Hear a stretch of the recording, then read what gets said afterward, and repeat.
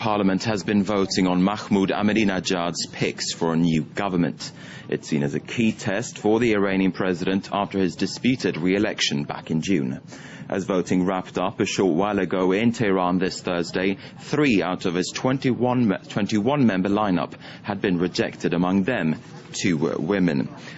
For some immediate analysis of this story, I'm joined now in the studio by Owen Fairclough from our International Affairs Desk. Owen, if we look at this and take a sort of step back, 3 out of 21, it is a slap on the wrist for Mahmoud Ahmadinejad. Absolutely spot on, Marcus. In fact, Ahmadinejad thought he'd had all but 2 of those posts sewn up. The Parliament, as you mentioned, actually rejected 3 of his choices. Those were Ahmadinejad's choices for the posts of energy, education and social health. Now, those last 2 ministries, education and social health, were to be occupied by women. A big, big step for Iran. This would have been the first time in the Islamic Republic's short history, or 30-year history, that 3 women could have been at the helm of the ministries. I say could because 2 of them were rejected. Having said that, Iran has scored a first. The health minister is now Marziyeh Vahid Dastjerdi. She's Iran's first female minister. She will, as I say, take the health portfolio. It tells you an awful lot, Marcus. We had this wave of optimism during the presidential elections about women's rights, about this perhaps being a new dawn for women.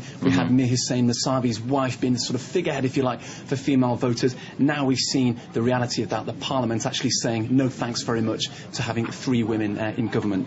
Now, if we take a look at another candidate who was actually cleared as well, it's Ahmad Vahidi, the defence minister. From a foreign perspective, that must be quite extraordinary, seeing that he's been suspected to be part of a bomb attack back in 1994 in Argentina. Very much so. 1984, Marcus. This was in Buenos Aires. You're absolutely right. Vahid has been wanted by Interpol since 2007 in connection with a bombing on a Jewish centre in the Argentine capital. At the time, he was head of a branch of the Revolutionary Guard. The Revolutionary Guard, of course, ultimately loyal to the president and to the Ayatollah. Now, Parliament very much liked that choice when they were debating this yesterday. There were chants in the chamber of death to Israel. So that tells you again the feeling there. One choice they didn't like, and is worth mentioning, is the reappointment of Foreign Minister Manouchehr Mottaki. He was Foreign Minister under Ahmadinejad's first term. He'd been slated an awful lot for effectively leading Iran into international diplomatic isolation. He was blamed for the fact, for example, that Ahmadinejad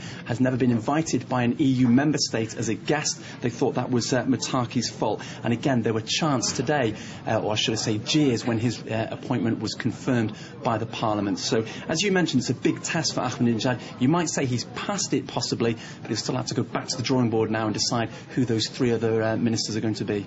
All right, we'll be keeping our eyes on this story in the coming hours and the coming days. But for now, Owen Fairclough from our International Affairs Desk, thanks very much.